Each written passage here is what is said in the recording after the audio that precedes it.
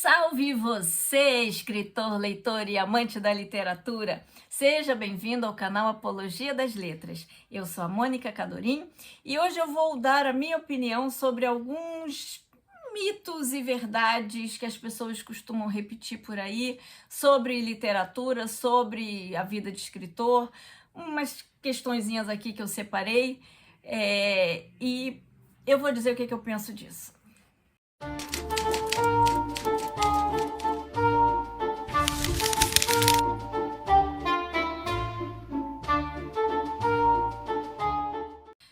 Escrever é uma coisa que às vezes parece complicado, né? Você tem que inventar, você tem que escrever, você tem que estar disponível, tem que ter muita imaginação, tem que ter lido muito, né? E aí tem gente que fica dando lições, né? E dicas. Eu acho que tudo é válido, né? Agora, eu acredito também que cada um tem que encontrar o próprio caminho, porque não é receita de bolo. E mesmo receita de bolo, cada um tem o seu toque pessoal, né? E a escrita, por ser uma questão de imaginação, por ser artístico, não dá para você seguir receita, né? Então tem umas coisas que dizem assim, com 25% você tem que ter o primeiro plot twist. 25%? Como é que você não escreveu ainda, você sabe onde está o 25%? Eu não sei. Eu não sei. Todos os meus livros eu começo a escrever dizendo, vou fazer um livro de no máximo 300 páginas, dependendo do tamanho da história que está na minha cabeça, né? Mas assim, as últimas experiências foram, este livro vai ter entre 250 e 300 páginas. E quando eu me dou conta, eu estou escrevendo lá 410. Então, e aí imagina, como é que eu me programo para escrever 100 páginas, escrevo 300, como é que eu vou saber onde está os 25%? Não sei. Então tem umas fórmulas assim, negócio também de jornada do herói. A jornada do herói te engessa. Em geral, por exemplo, eu sigo bastante a jornada do herói, mas é a posteriori. Quando eu vou ler, eu falo, ih, que legal, tô seguindo, que bacana. Mas nem sempre tô seguindo a pé da letra, né? Tem muita coisa que é para ser antes e o meu acontece depois, né? Porque não dá pra gente se prender a fórmulas. Então, isso já é a primeira coisa. Essa questão de usar fórmulas prontas nem sempre funciona. Aí eu tô negócio. Tem que ver para você. Se você está querendo escrever, se você dá conta de pegar uma fórmula e seguir, show de bola. Vai fazer muito sucesso, inclusive, né?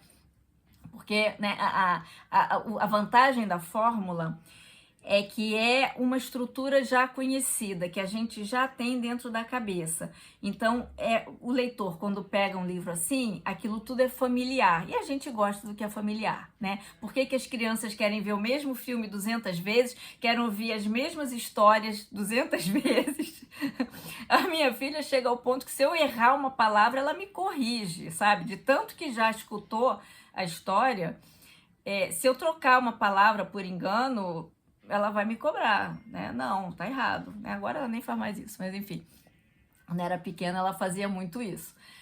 Então, por que a gente gosta disso? Porque é familiar. Então, as fórmulas entram nesse sentido. São estruturas já familiares e que, então, a gente consegue replicar e para o leitor é confortável. Mas, às vezes, você não quer que o leitor esteja confortável. Você quer justamente tirar ele da zona de conforto. Então, não usa fórmula. Mas as questões realmente que eu queria falar é o seguinte. Tem um tipo de fala que é assim, que você precisa ler muito para poder ser um escritor. Você precisa ler muito, mas você não vai aprender a escrever lendo. É como você dizer assim, para você cozinhar, você tem que ler muito livro de receita, você tem que ver muito vídeo no YouTube. Ninguém aprende a cozinhar vendo vídeo no YouTube. Você pode aprender algumas dicas, né? Você pega umas orientações, como é que você corta cebola, como é que você, quanto, né, de água que você tem que botar para cozinhar determinada coisa. Tá, mas na hora que você vai botar a barriguinha no fogão, você vai ver que não é tão simples assim quanto o vídeo do YouTube, porque quem tá te dando a dica é uma pessoa experiente, uma pessoa que já sabe como é que faz. Ponto. Você faz o brigadeiro até ele soltar do fundo. Tá. Experimenta, vai fazer lá. O negócio, você acha que soltou do fundo, ele tá mole. Ou então, não, eu acho que ainda tá muito mole. Você viu, ficou duro demais. Então, tem os macetes, você só aprende na prática. Pensa em andar de bicicleta. Alguém aprende a andar de bicicleta vendo vídeo no YouTube, lendo livro sobre como andar de bicicleta? Não. Você tem que sentar na bicicleta e sair pedalando. E aí o que acontece? Você cai, você se machuca. Se você está aprendendo a cozinhar, você queima o arroz, você estraga a carne, né? Você bota sal demais, bota sal de menos. É assim que a gente aprende. Então, para aprender a escrever de verdade, você tem que ter lido muito, sim, tá? Você tem que ter uma base, né, de estrutura. Mas você só vai aprender a escrever escrevendo. Não tem jeito. Não tem fórmula mágica. Não vai.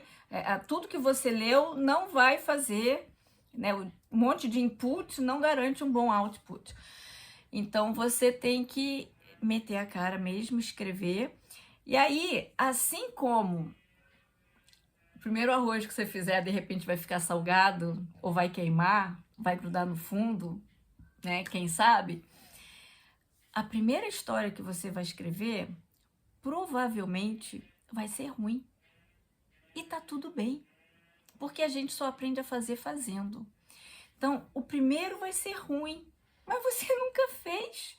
Porque tem gente também que tem uma cobrança assim de eu tenho que ser genial logo de cara. Não tem que ser genial de cara. Você tem que ter uma caminhada sim, né? Cobrar que o segundo seja melhor que o primeiro, com certeza. Agora, o seu primeiro texto, muito provavelmente, vai ser ruim. Só que também o que acontece? Na hora que você acabou de escrever, você está envolvido emocionalmente ali com aquilo. Então, você não vai enxergar. Então, as pessoas que gostam de acabar de escrever e publicar, eu não acho uma boa ideia. A menos que seja uma pessoa já com muita experiência, né? Stephen King pode acabar de escrever um livro numa semana e na semana seguinte mandar para a editora. Ele tem experiência, né? E tô citando Stephen King porque lá no início do canal eu fiz a resenha sobre o livro dele, né? Então, ele tem experiência, conhecimento, profissionalismo suficiente para escrever um texto bom de cara. E nem ele faz isso, né? Ele revisa. Agora, meros mortais, né? A gente que tá ali né? No terceiro degrau da escala que o próprio Stephen King faz, o primeiro texto provavelmente vai ser muito ruim. E você tem que dar um distanciamento para enxergar isso. Ou seja, você tem que amadurecer como pessoa e como escritor. Então, eu dou esse conselho para todas as pessoas que me pedem, né? Você escreve o primeiro texto, deixa guardado, não mostra para ninguém ainda não, é o primeiro. Faz o segundo, faz o terceiro. E assim, histórias diferentes, né? Quando você acabar o terceiro, você falar, poxa, esse ficou muito bom, aí você volta para ler o primeiro. E aí você me diz se tá bom. Porque se depois disso você achar que o primeiro ainda tá bom, provavelmente ele tá mesmo. Aí você já pode começar a revisar e mostrar para as pessoas. Porque nesse meio tempo, né, que você já escreveu 3 livros, e aí não é conto não, tá? É livro de contos, se for o caso, né? Se você escrever contos, aí você tem que escrever uns 7, 8 para voltar no primeiro. Eu tô pensando em romance, que aí é 150, 200 páginas, né? Para você ter essa experiência. Se você já escreveu quase 1000 páginas, você já consegue fazer uma avaliação melhor do seu texto. Então, você pode voltar e ver se tá bom, né? Então, é o tal negócio. Não, Claro que entre um e outro, claro que durante você está lendo para continuar se formando. Inclusive, ler livros bons. Eu recomendo sempre ler os clássicos, né? Os imortais da literatura mundial, porque eles têm muito mais estilo para apresentar para gente. Não que os contemporâneos não sejam bons, né? Tem contemporâneos que já são clássicos. Mas é isso. Então, vai lendo, mas a prática, o aprender a escrever é escrevendo. Então, você consegue depois fazer essa própria autocrítica. E aí, se você voltou, leu aquele primeiro texto e falou assim, puxa, como que eu já melhorei, né? Pega esse texto, assim, sem culpa, sem sentimento, né? Descarta ele ou reescreve, né? Porque às vezes a ideia é boa, né? O texto é que tá ruim. Aí eu já fiz vídeo também sobre essa questão de reescrever, né? Que não tem problema nenhum você reescrever, você retomar o tema, né? E aí, quanto mais você escreve, melhor você escreve. Então chega uma hora que de cara, quando você acaba de escrever, você já consegue dizer, o texto ficou bom. Realmente, você dá um distanciamento para não estar contaminado pela emoção de ter terminado, né? E você volta e fala, realmente tá bom. Então, sei lá, 5.000 páginas que você já escreveu, você já consegue realmente acabar de escrever e mandar para publicação, botar no Wattpad, alguma coisa assim, né? Mas eu sempre acho que esses primeiros textos, eles são mais imaturos, né? A gente tem que amadurecer, inclusive como pessoa. A gente, com mais maturidade, a gente enxerga melhor os problemas, né? Os defeitos, as inconsistências e quanto mais se escreve, melhor se escreve, né? Graças a Deus. Tem também a questão do escrever e editar, que tem algumas linhas de trabalho que dizem que quando você está escrevendo, você só escreve e depois você vai editar. E aí eu acho que depende muito da forma de trabalho de cada um. Você pode... Bom, depende muito de como é essa chave dentro da sua cabeça. Se você consegue girar fácil, puf, sou escritor, puf, sou editor, você até consegue fazer as duas coisas ao mesmo tempo. Agora, se é uma virada mais lenta, aí talvez o modo editor te trave o modo escritor, né? Isso é que a gente não pode deixar acontecer. Agora, estar revisando, editando e escrevendo ao mesmo tempo, aí tá o negócio, é metodologia de cada um. Então, essa questão, né? Não adianta a gente estar preso em dicas, em fórmulas, né? Cada um tem que achar o próprio caminho. Como é que tudo isso que existe funciona para mim? E aí eu digo isso especialmente porque eu comecei a escrever numa época em que não tinha internet. Não havia esses cursos. Hoje em dia, qualquer curso de qualquer coisa que você quiser fazer existe, né? Então o negócio que eu digo é a minha opinião, a minha experiência. Quando eu comecei a escrever, não tinha ninguém que me ajudasse. Tinha, sim, pai e mãe, mas a opinião da mãe é que lindo, minha filha. Até que não, minha mãe não é muito assim, não.